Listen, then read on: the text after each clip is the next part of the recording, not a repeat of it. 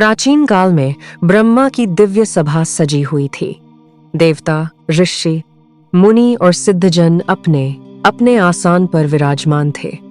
उसी समय प्रजापति दक्ष सभा में प्रवेश करते हैं।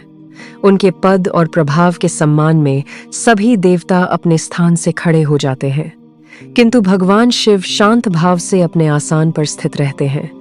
वे ना अहंकार में थे और न ही अनादर में। वे संभाव और समाधि में स्थित थे, परंतु दक्ष ने इसे अपना अपमान समझ लिया। उनके हृदय में क्रोध और अहंकार उत्पन्न हुआ। सभा के मध्य उन्होंने शिव के विरक्त स्वरूप, भस्म, विभूषित शरीर, उनके गणों और उनके आचरण की निंदा करनी आरंभ कर दी। सभा मौन रही, परंतु उसी क्षण से दक्ष के मन में शिव के प्रति गहरा द्वेष स्थापित हो गया। कुछ समय पश्चात दक्ष ने एक विशाल महायज्ञ करने का संकल्प लिया। उन्होंने समस्त देवताओं, ऋषियों और लोकपालों को आमंत्रित किया, परंतु जानबूझकर भगवान शिव को निमंत्रण नहीं भेजा। यज्ञ की तैयारी भव्य थी और चारों ओर वैदिक मंत्रों की ध्वनि गूंज रही थी। देवर्षि नारद के माध्यम से यह समाचार कैलाश पर्वत तक पहुंचा।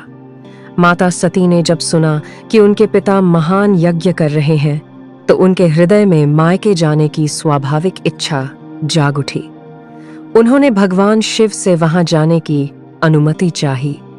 भगवान शिव ने उन्हें समझाया कि जहां निमंत्रण न हो और जहां अपमान की भावना हो, वहां जाना उचित नहीं होता।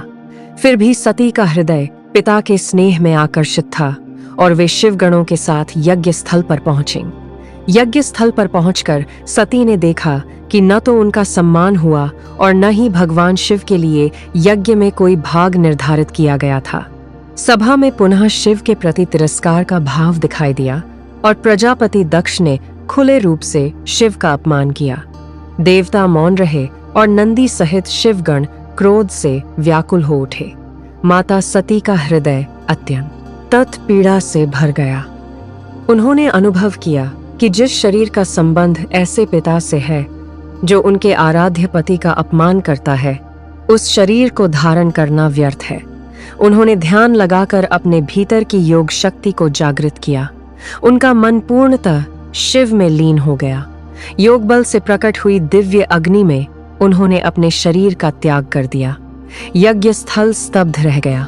जब यह समाचार कैलाश पहुंचा तो भगवान शिव शोक और क्रोध से व्याकुल हो उठे। उन्होंने अपनी जटा से एक केश उखाड़कर पृथ्वी पर पटका और उसी से वीरभद्र तथा भद्रकाली प्रकट हुए। उन्हें आदेश मिला कि यज्ञ का विध्वंस करें। वीरभद्र यज्ञ स्थल पहुंचे और यज्ञ मंडप को नष्ट कर दिया।